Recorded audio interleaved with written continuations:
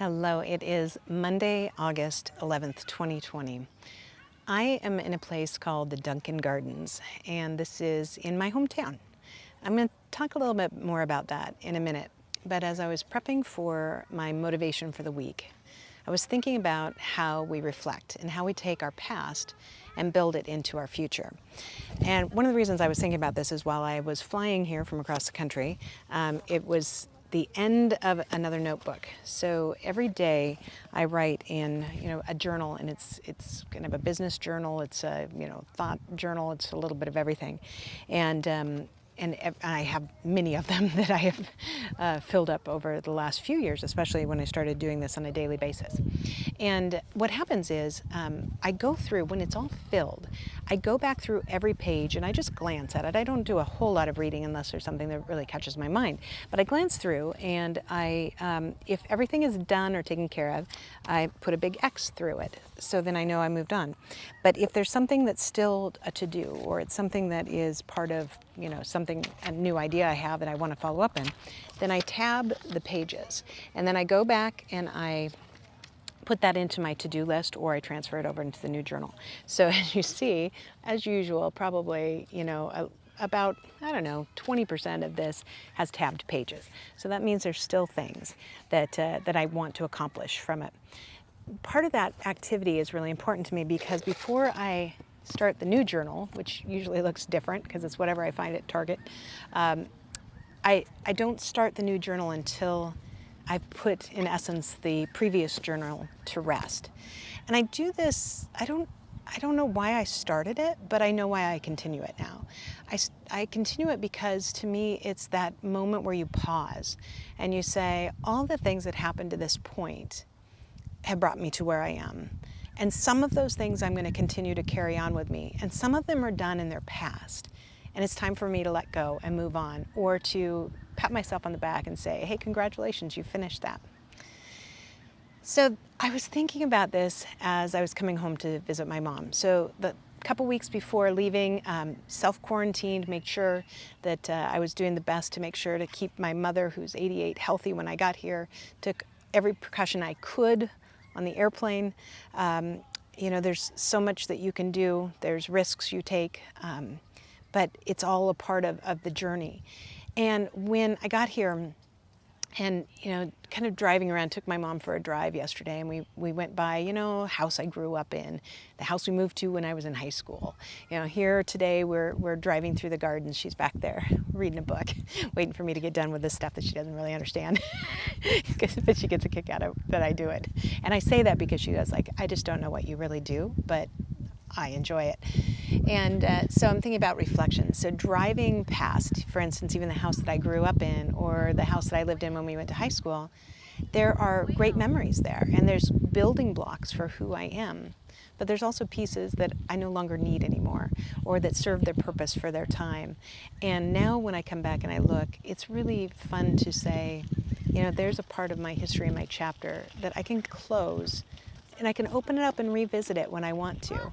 But it doesn't stay a complete open book that still drives everything that I do. So, all right, Michael, you're sounding very existential here. I guess, at the end of the day, I think that if we spend too much time looking backwards, we're not spending enough time looking forward. But it's important to take those moments and reflect on the past, or reflect on those building blocks, because they should give you great pride in what you've accomplished. They should still remind you that there's still things that you need to do, things that are left unaccomplished yet, unsaid, undone. But in the end, it's about saying each chapter, each book represents a certain period of time. And when you move to the new book, starting with as clean of a slate as possible helps, at least with me, keep my focus. So this week, a couple things about looking backwards is, number one, I said we were going to release the Potential Lab video on personal balance. What a joke. And guess what? It didn't happen. Because we had a little timing issue. So about that whole personal balance thing, sometimes it doesn't work. So that should be coming out. But let's talk about this week at a glance. Number one, on Monday, today, we are releasing the episode with Dave Bricker. And he is giving us top 10 tips on being our best in the virtual space. Now that is something that we can all benefit from. And we had such a great time just visiting and talking about the things that we've all seen as we've moved into this world of being online all the time.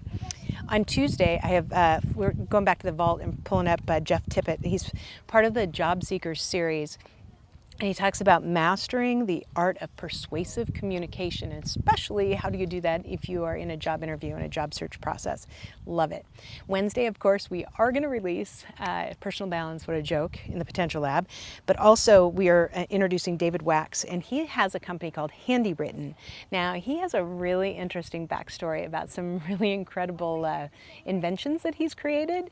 And now this is his newest, which creates personalized types of handwritten, with a robot, notes in real ink that you can send to your clients. And it's a great concept, and just really impressed by his, just his creative mind.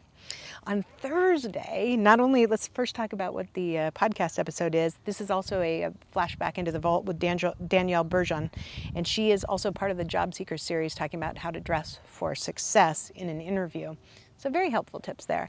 But also on Thursday, I can't wait. We're actually releasing it several weeks early, but we're going to release the first 2 episodes in the Coaching Corner. Now, this will only be for executive members, but the Coaching Corner is where I am actually conducting coaching sessions with people that have issues, everything from, how do I deal with this part of my job, to how do I deal with my challenging boss.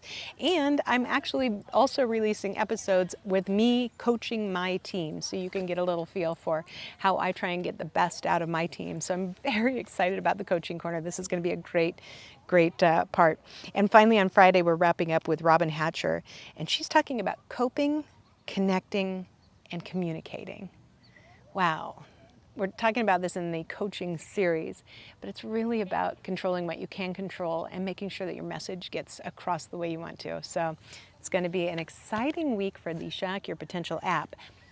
And it's also a new chapter of where we go from tabbed pages to blank canvas.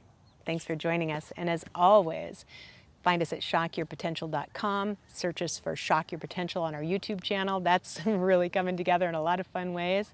And make sure that if you have any comments, questions, or suggestions, pop us an email at sypapp@shockyourpotential.com. Have a great week, everyone.